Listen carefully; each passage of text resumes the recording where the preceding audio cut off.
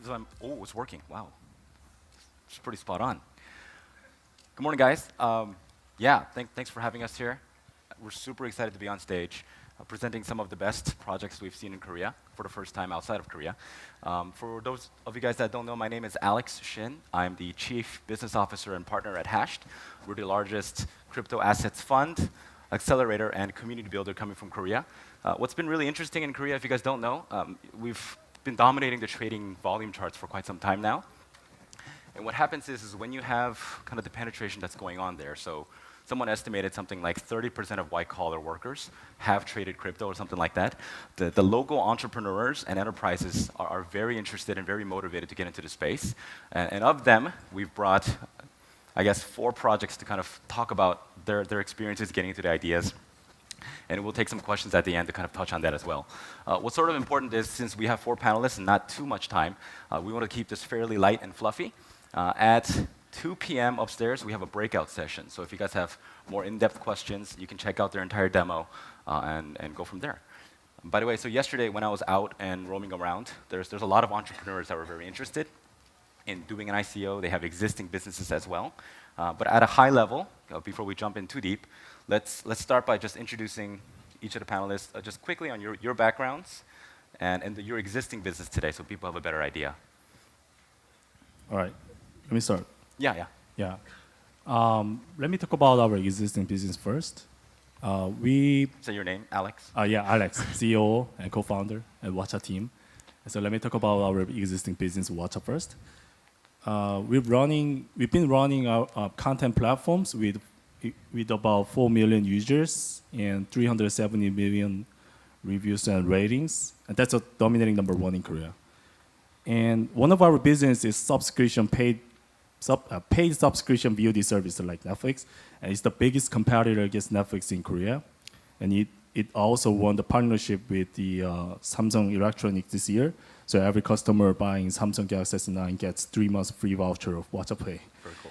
So the copyright protocol, the tokenizing project we are getting into it is the paid content exchange protocol, where the content providers, platforms, and users can cooperate and coexist.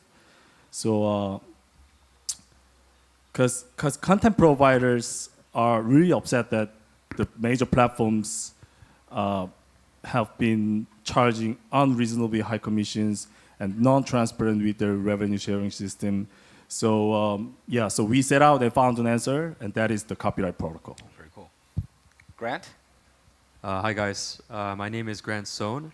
I'm the CEO of Spoka, which runs Korea's largest loyalty point system. We have about 10,000 merchants and 16 million users in Korea, which is about 1/3 of the population there. And we're launching an ICO that will supplement our existing business. I'm from Seattle originally. I moved to Korea 6 years ago because of the soju and barbecue, and then started this business, and took 6 years. But we have a great network of merchants and users that we're excited to introduce the blockchain to, and I'll share more about that later. Very cool. And Valentino. Hi, this is Valentino from Cosmochain. So Cosmochain is founded by a company called Huisol. Huisol is a Chinese cosmetics company that sells Korean beauty products to Chinese customers through their mobile apps. And their mobile app has 1,600 sales reps that actually talk to each of the beauty customers. And Huisol has 2.5 million monthly active users.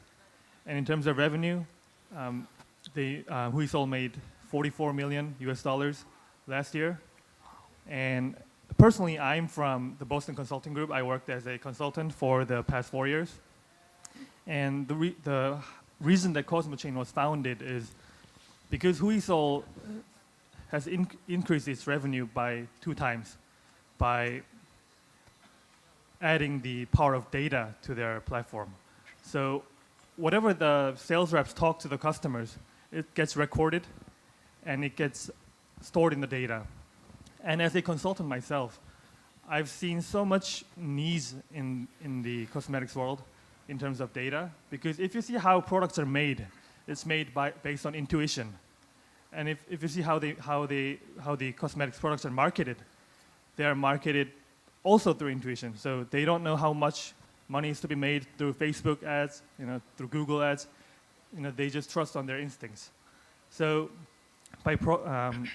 because we've witnessed the power of data through Huisol's growth, and also from my personal background through 4 years of consulting at BCG with focus in the consumer goods practice, we know that if we can somehow integrate all the data and decentralize it, we can change the nature of the beauty industry. So if you have more questions, please come to our session at 2 p.m. Very cool, very cool. Chase? Hey, hi everyone. Nice meeting you. My name is Chase. I'm a VP of Ecosystem at TTC Protocol. TTC Protocol the idea came from the service called Tata UFO in China, which has about 11 million users. The idea kind of sprang from the trend that we are seeing inside our user trend. Before, I feel like millenniums are more about sharing the content was the main thing. People going to nice restaurants and then wearing a beautiful clothes and then sharing that in the Instagram, the perfect image. However, the trend we're seeing is that a lot of the younger generations are becoming more and more creators and then active content consumers. Also, they have an idea of making money from the action of creating and consuming the contents. So we found the Steemit idea very interesting at the beginning. We thought it was a great research paper, academic paper, and then we were following the trend, and it really was working in a way, and we saw a great chance in there. Decide to bring in the 11 million users to the game and really try to bring an impact to both blockchain, cryptocurrency world, and to the social media. Very cool. That's it. Yeah, just throw a bit more out there. The first, as far as I know, the first reverse ICO of its kind, I think, was Kick, right? And these days we're seeing a lot more bigger players coming into the game. Whether they're tokenizing an existing business or they're moving the team and building a supplemental business, that's up for question. It is a bit hazy. I think the term reverse ICO is very popular in Korea, but I've heard ICO 2.0 in the US. There's some other terms I've heard floating around in Japan. Just for the panelists then, can you just answer, in your opinion, what is kind of the major difference between, the key differences between just an ICO or a reverse ICO? Grant, yeah. I'll just take a stab at it. Yeah, go ahead. I think there are a lot of differences between our type of ICO and the ones that we've seen over the last year and a half. The main difference, I think, is the understanding of the industry. I think that for my case, offline retail, working with merchants, we experienced for the last 6 years how hard it is to create a software, train the merchants, and get them to use the actual product.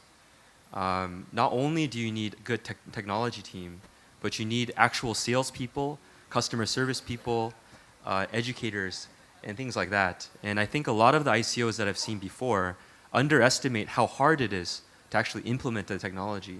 And I think having that experience in the industry will make a huge difference in actually bringing blockchain technology to real life. Very cool. Anybody else want to comment? Oh, yeah. And in my opinion, what's the most important thing is that the reverse ICO teams can actually get, people out there in real society into the blockchain world.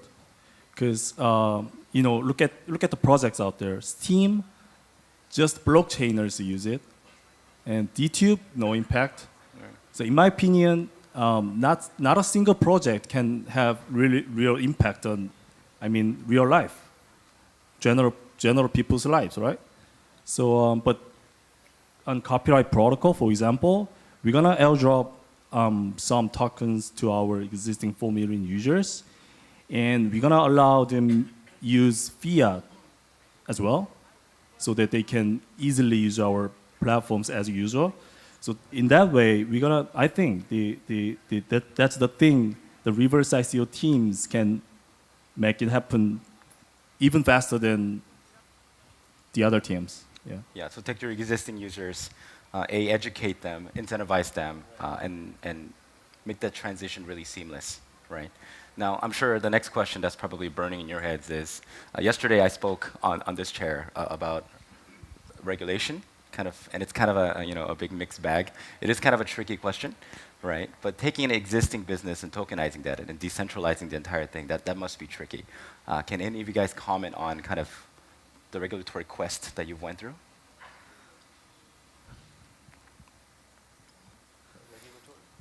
The regulation stuff, yeah. What were the first steps? What would you recommend if an entrepreneur on the stage in the audience is interested in tokenizing their business? So, okay, that's a tough question. Yeah. Maybe I shouldn't speak much about that, actually. So basically, our social network service is in China, which brings a lot of red alert to the investors to start begin with, because they're like, what if, government has anything on it? That's already one, and then two. Recently, Chinese government banned the participant of the ICO to the Chinese citizens, so that was second thing. I think we are playing a really hard game for that sense, but I think it's kind of fair game for everybody at the same time, because a regulation is not really set for a lot of countries in the world, and we are not really sure how it's going to roll out. So the strategy and then the path we took is to, of course, talk to good lawyers, right? Try to make sure that you minimize the risk that could be you can foresee, and then try to minimize any type of accounting or the legal risk that you can imagine by using our existing regulations. So I know this is kind of cliche, but any step or any kind of announcement that's legally binding, you definitely got to talk to good lawyers with experience in the cryptocurrency or blockchain or ICO. So piggybacking off of that, Right. then are there any just common misconceptions about doing an ICO? Like, I think any legitimate founder has probably thought about, what if right? Yeah, can you guys comment on that? Yeah, so I think a common misconception is that, these founders or these companies have no choice. They couldn't get equity funding. Mm-hmm. So, therefore, they're just trying to find more money. Right. And ICO is like the most convenient way. But in our case, like, we're almost cash flow positive. Mm-hmm. We have no trouble getting venture backing. We've received already $11 million in funding. We think the blockchain technology will create a new experience for our user base. It's purely about the technology in our case. I think Watcha can also attest to kind of that as well. Yeah. So we actually have raised $21 million for Yeah. equity funding. Last week we just raised the $12 million for Series C. Thank you for congratulations. Yeah, congratulations. And so we actually told our investor that how much confident we are about our project. Mm-hmm. So our protocol our project can have impact on the content ecosystem. Mm-hmm. So that way they understand what's going on. And the investors were open to Yeah. taking your existing Yeah. business and tokenizing it? Yeah. Very interesting. And sorry, let me just add one more thing. I think it's a room for it's an opportunity for us, because we can access to more customers who didn't even know about our companies. Right. They get to know our companies through ICOs. And as Alex and Grant said, we have solid business, and we have no problem getting more funding, because all of us got 10 million plus fundings. But I think it opens more room for us in not within the regions that we play in, but it also opens our room to expand our businesses in other regions of the world. I'm seeing, and maybe this is something you guys can comment on as well. I have the luxury of having one foot in San Francisco and one foot in South Korea, right? And they're very different markets, right? And both are approaching ICOs and tokenizations a little bit differently. But in terms of the reverse ICOs, I don't think there's as much going on anywhere like Korea. Korea is by capita by far the best. Can you guys comment on why that might be the case? Is it just the market itself? Is it just the market penetration? Or not really? Grant, give it a stab. No, give it a stab, yeah. I think that Korean people are hardcore. Hardcore. And they are very trendy, actually. Mm-hmm. And so if there's one person wearing something really cool, you'll see 10 more Koreans wearing it like the next day. Right. And that's just the nature of Seoul, actually, because so many people are in this small city, small space. So when one entrepreneur has a great idea and wants to do it, many other entrepreneurs get that idea. And also I think it's because crypto in general in Korea is something that people know. Like my grandma knows Ripple, you know, like it's something that's becoming more and more mainstream. And so I think because we see the demand and the potential customers already know crypto in their minds, I think that it's also naturally something that we come up with as well. Very cool. Chase? Yeah, I think also on top of that, like I started my career as a SoftBank Ventures. The challenge of the Korean startup is that it's a very, in a way, very limited small market Right. for the unicorns Yeah. to be born. It's not like Japan. Right, it's not like it, right? There's a language barrier. Koreans use Koreans. Right. And then, as Grant said, it's very, in a way, tight community of people, right? Koreans are just drinking soju, eating barbecues. You know, we all know crypto by now. The thing is, I think a lot of reverse ICO is happening in Korea because after 2-3 years of a very successful venture run, a lot of startup founders have this idea, like, how do I grow? How do I grow out of South Korea? And then I think it's 2015 and 14 and 16 during that era, before the blockchain got really popularized. You know, there's a mad run of all the Korean startup who was taking a leading position in each vertical sector, going to Southeast Asia, China, Japan, or you know, Europe, for example, right? So Watcha is expanding slowly, and then Spoka is as well, and then Huizol. So I think that this blockchain technology kind of gave them a different tool, right? Different method to actually bring their service and then introduce to many other people outside of their existing market size right now. So I think that's why, you know, a lot of Korean top leading players are jumping into reverse ICO. Got it. And Alex, can you, because you guys have some business outside of Korea, right? Yeah. Yeah, can you comment on that? Yeah, actually, Watcha has a Japanese version. You can download it on App Store and Google Play. Shameless. Yeah. Shameless.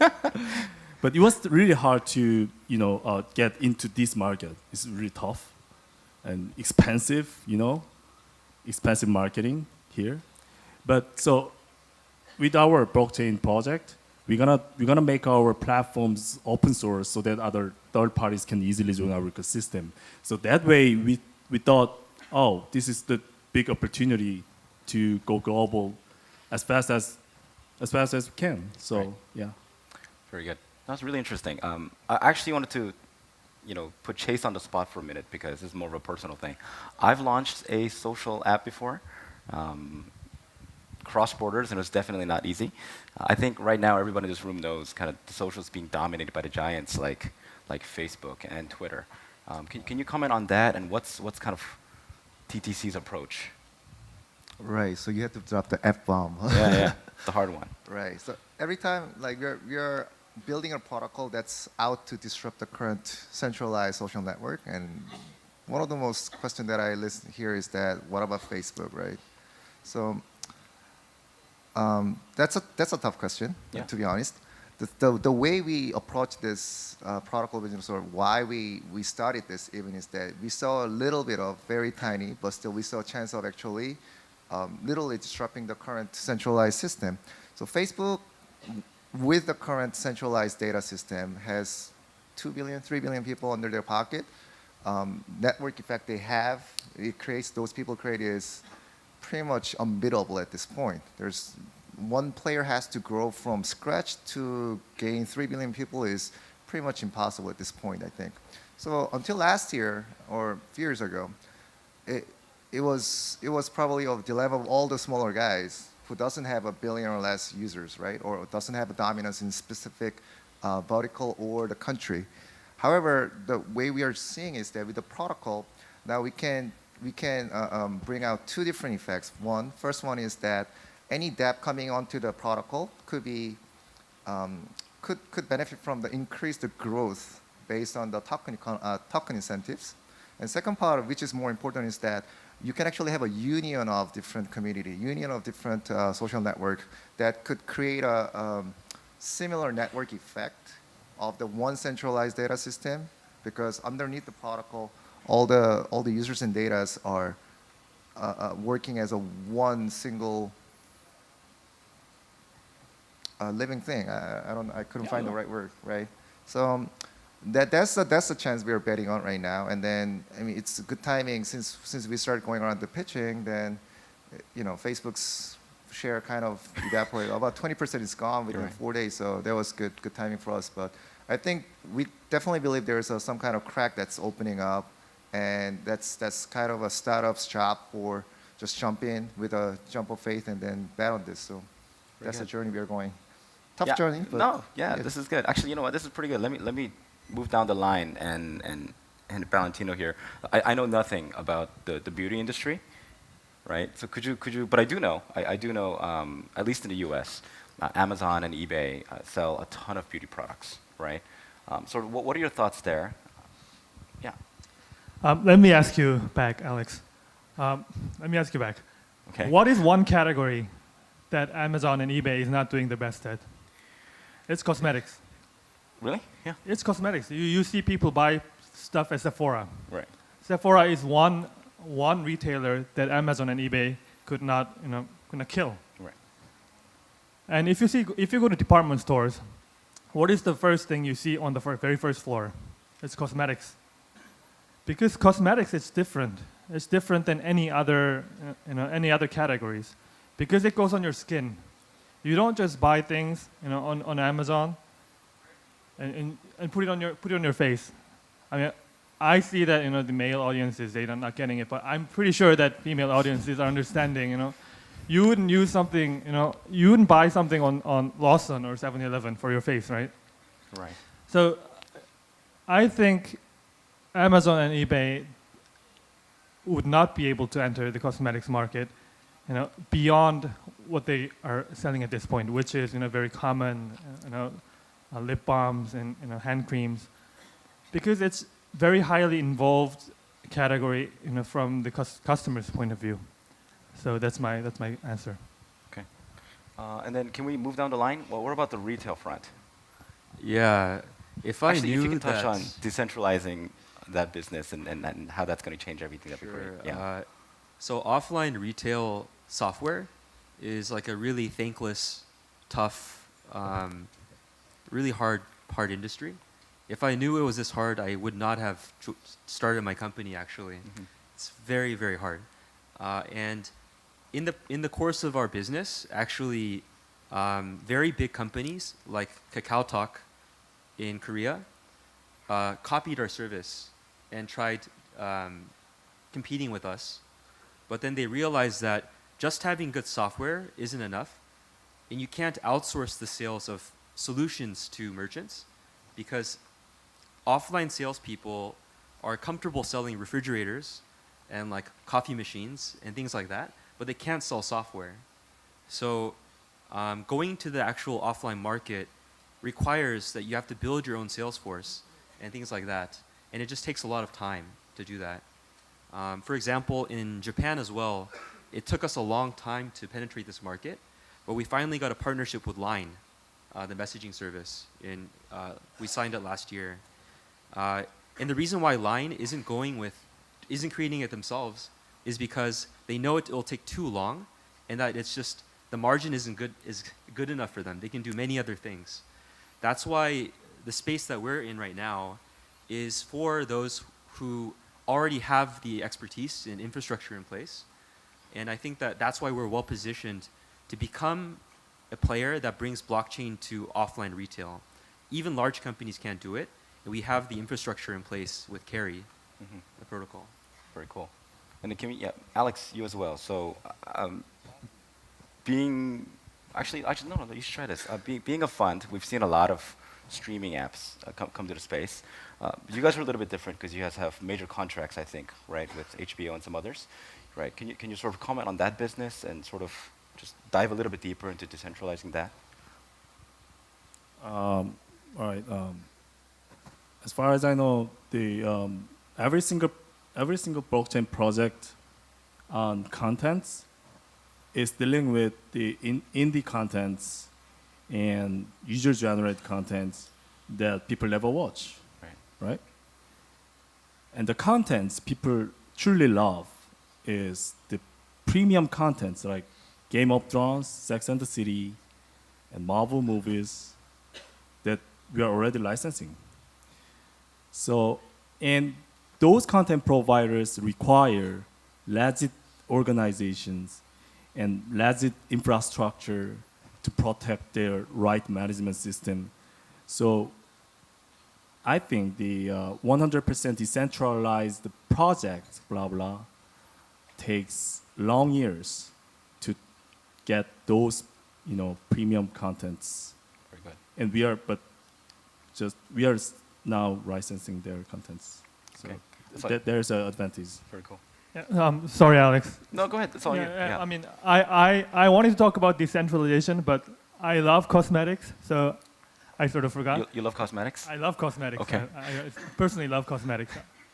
So just to clarify one thing, that what if giants come in, like it could be Facebook and social media, it could be whoever, it could be Amazon, but I think the reason that we want to decentralize this project is because the big players, they wouldn't do this. They wouldn't take the risk of personally, for Cosmochain, we want to decentralize our data itself so that both customers and companies can share it for their own purpose. And we are taking the risk of cannibalization because we believe that this risk-taking could eventually, ultimately, expand the entire market. So we are doing this for the good of the entire industry. But I highly doubt that Amazon or eBay would take this risk. Very cool. So jumping off of that, I think another question that I'm just trying to foresee what you guys might be thinking. If you had to highlight like one of the single biggest challenges in pivoting an existing business and tokenizing the whole thing, what would that be? Anybody on the panel?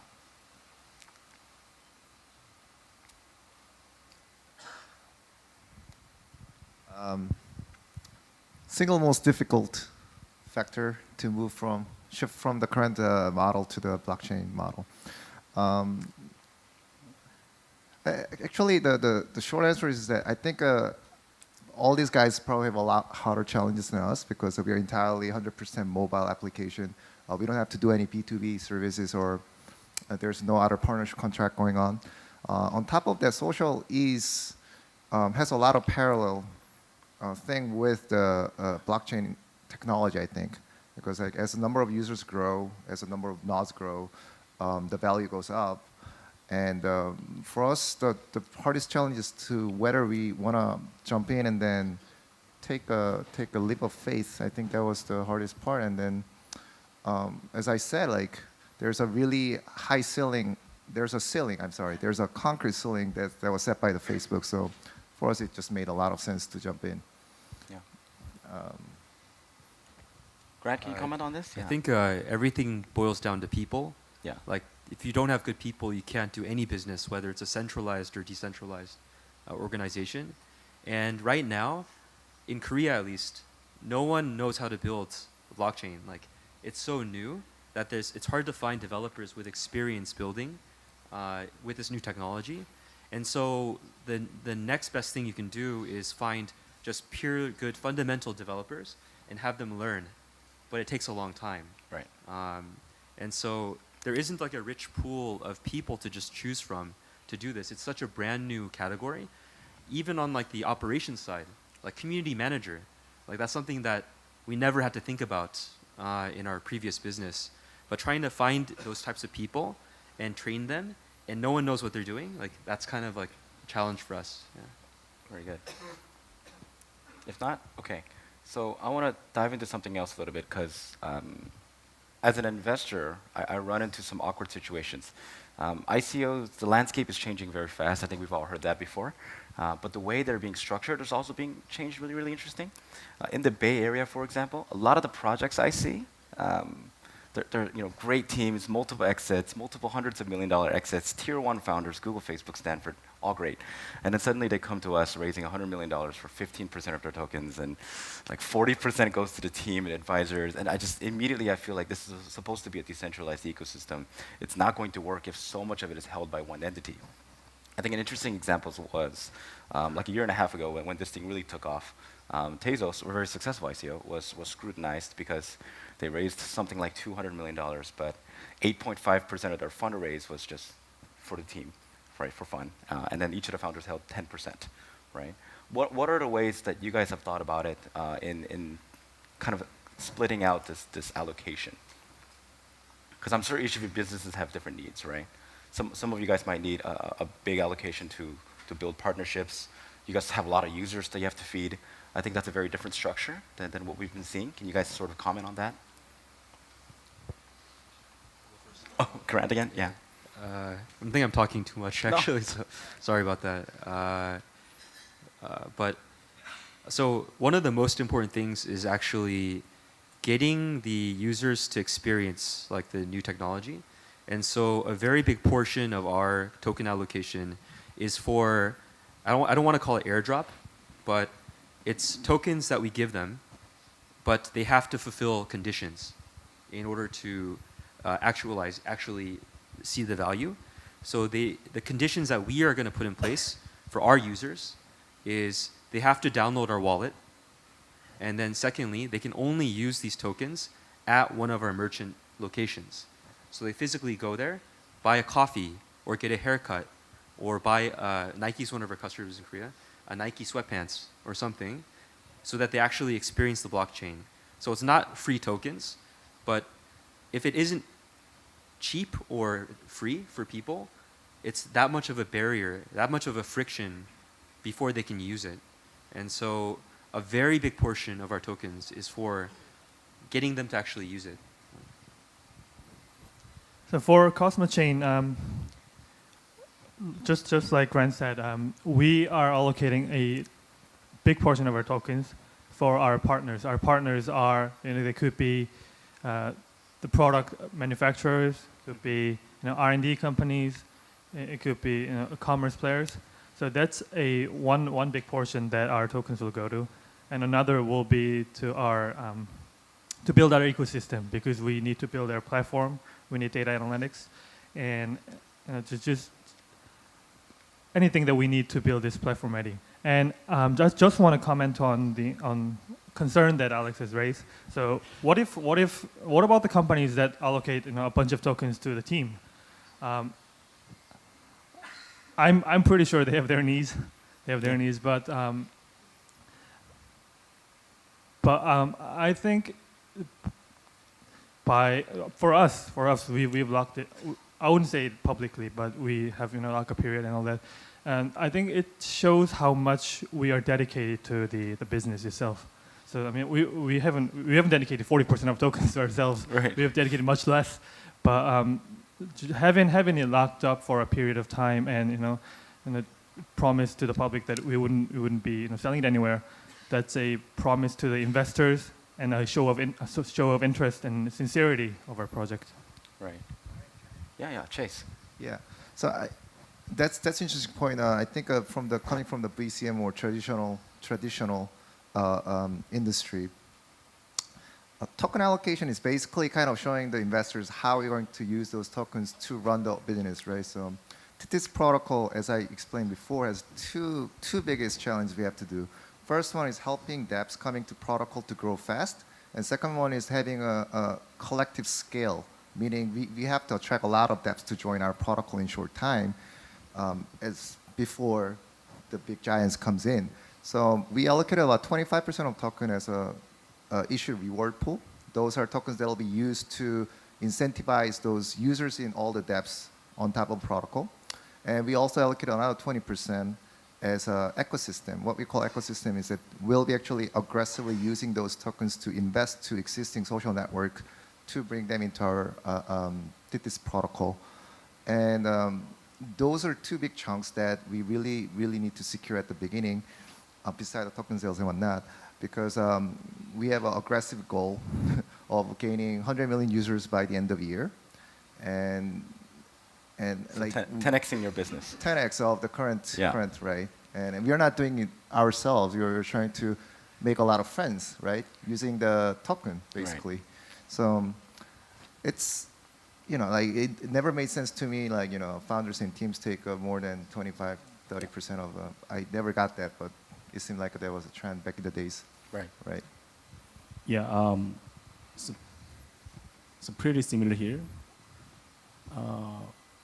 I think the reverse ICO teams and other entrepreneurs, they understand how hard the business can grow. I mean, how hard we can make the business grow. And we understand, we know that just because we open our source, so everyone comes in there, so make it their product and blah blah. So product, yeah. So but 10 million, 100 million, it's not gonna happen, right? So we all know that. So we also invest in existing platforms and or acquire platforms to join our ecosystem. So we're gonna spend our 15%, using that. Very cool. So lots of pools to incentivize existing users, sort of what I envisioned. A couple of other things. I think all four of you guys were sort of in different stages of decentralizing your existing businesses. I did have a chance to see Grant's demo, so I was really impressed by that. Can you guys comment on sort of where you guys are at with development, just team building, structuring, et cetera? What's that? Oh, go in order? Yeah, let's start with Alex. Where are you guys in the current state of the business and tokenization? Are you guys building partnerships? Are you guys building product? Yeah,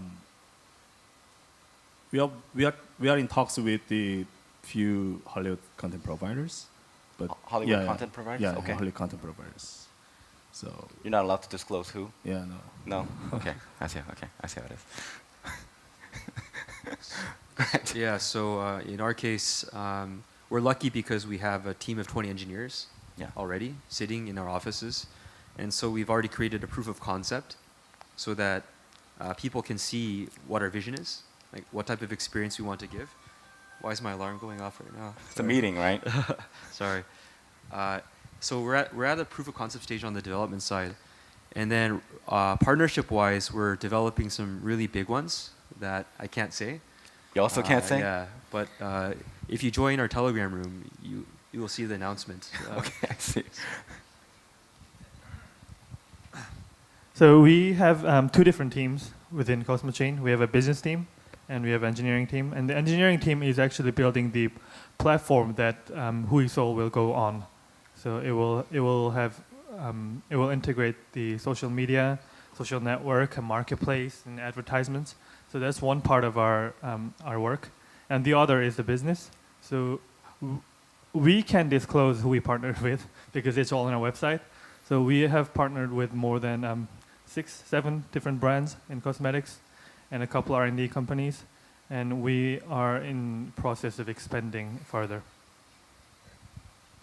Well, I don't have partners to disclose or not because, but we have 11 million users. And in terms of timeline, we are planning to launch our first app, which is Tata UFO, with the TTC protocol integrated by the third quarter this year. What that really means is that by third quarter, there will be 11 million new wallet holders coming to the cryptocurrency world, blockchain world. And I think that's the first impact we're going to bring to the market. At the same time, as I said, like we're not trying to get 100 million by ourselves. Growing 10x, maybe 100 million in China sounds reasonable, but we're not betting on that. We are actually, me as a VP of the ecosystem, we are discussing with multiple other players. Maybe for that I cannot really share the names yet, but there's a company in Korea. There's a lot of actually niche communities or niche social network that's not really in the daylight or that's not in the TechCrunch, but I'm talking with a photo community that has about 35 to 40 million MAU, that has users in South America and in Eastern Europe and India. We're also thinking about acquiring a service that's pretty popular in the US and India with about 10 million downloads, right? So as I said, like in terms of like we are getting very aggressively to that 100 mil as our our milestone. Yep. Very cool. Obviously, there's a couple of sensitive questions that we weren't able to address on stage, but we do have a couple of minutes left, and I did want to try and open up the floor for questions. Can anybody just, if you guys have questions, raise your hands. We can try to address as best we can. Somebody with the mic will run over to you, yeah.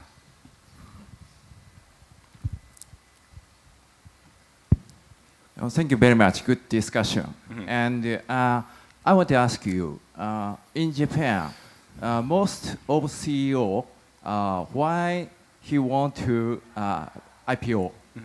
Because not only the capital, but also want to be familiar. Yeah. And Familiar? trust. Yeah. Yeah. How to say? The recruiting and the branding. Yes. If without IPO, most of people they don't know the company. Yeah. And I want to know ICO can be familiar and get the trust by ICO. This is one point. And sorry, one more question. Yeah. How to motivate by token? For example, IPO company can motivate employees by a stock option, for example. Yeah. Perhaps you will give a token for excellent employees. I want to know, is it effective or not? Thank you. Actually, let me try to tackle that as a fund perspective. So, if you guys are familiar with a project called Icon and Mediblock, both are projects we incubated here at Hashed. And we did that out of just, they were our friends, we were in Korea. They wanted to build a Korea-specific blockchain. One was a doctor, Mediblock, and he wanted to, I think he's here somewhere, and wanted to try to disrupt the healthcare industry. So we just sort of got involved. But it was half of it was market timing when the last big wave came. And I think Icon at its peak was 155x return. And suddenly everybody in the world knew who Icon was, and everybody was an Icon millionaire in Silicon Valley, and everybody thought we were the greatest thing since sliced bread, even though we didn't really do much. They were our friends, so we helped them build that out. One thing is from a brand perspective, yeah, I think if you blow through the noise like that, I can just tell you from the Bay Area, no one really understood what was going on in Korea besides, why is 77% of Ripple transactions Korea? It went from that to every project in Korea that I know of, including the ones that are a little edgy, established funds, established players will call me and ask on every single one of them, what do you think about this project? What do you think of this project? All eyes are on Korean ICOs, just based on that one factor alone. And number two, for motivation, and maybe I'm not the best person to answer this, and you guys are not quite there yet. I'm actually an advisor for Mediblock, just in that sense. But they also, at the last big bull market, were something like 40-something X return, right? And suddenly, all of their employees, interns included, were all millionaires, right? Everybody, right? They all have lockups, but they were. And now you're hiring new employees, and everybody knows it's a bear market, and maybe it might start dropping soon, and the dynamics become suddenly really weird. Like, hey, I have 10 years experience, he's an intern, but he has $2 million, and I have 1/10 of that, right? So I think the motivation part is getting trickier, because the market is so volatile, and I think that has a huge implication in why a lot of the projects have a hard time sourcing talent. I'm also an advisor for another project in Singapore, and what I've seen happen is that Singapore is not a huge space for technology startups. But when you have a really strong team like Lloyd running Kyber or something, they sort of become the local talent suck, right? And then suddenly a lot of the other projects who aren't necessarily trending so well, even though the founders are doing great things, have such a hard time hiring talent, right? And so I think Pavel from Bluezell, right? So they're doing hackathons in Vancouver, right? Trying to build out, maybe we have to decentralize these teams to incentivize everybody.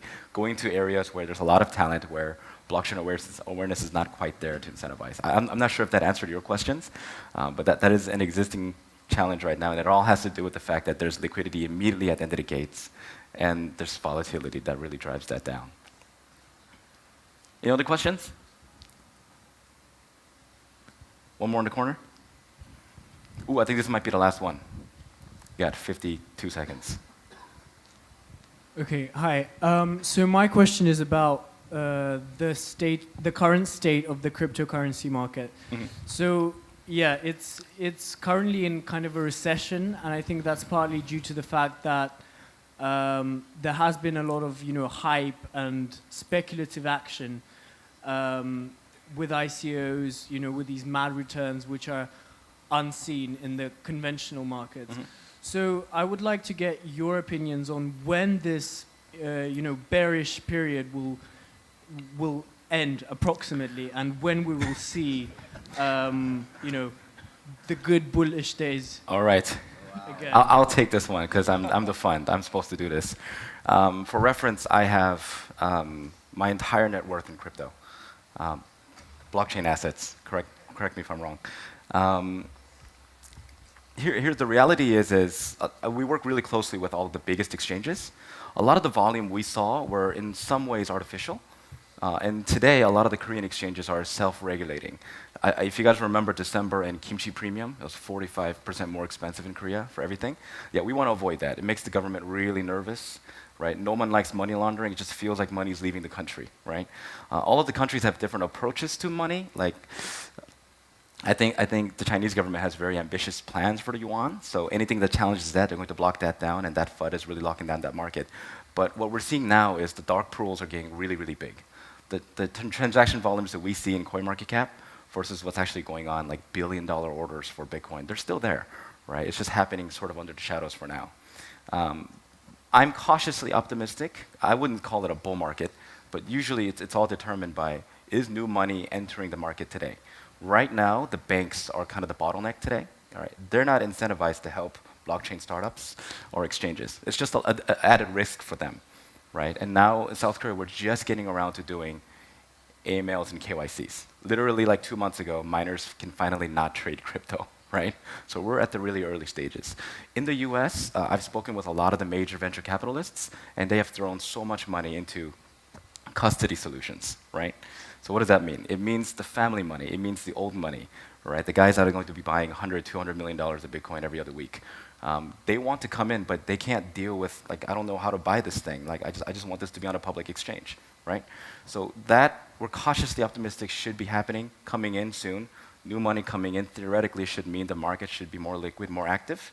I spent some time in Toronto. What's really interesting there is you can do reverse takeovers of existing tickers and existing stocks and put them onto the public exchange, and those all start pumping because, again, the family offices are being pressured by LPs to get into the blockchain space, but they don't want to go to some app to buy, right?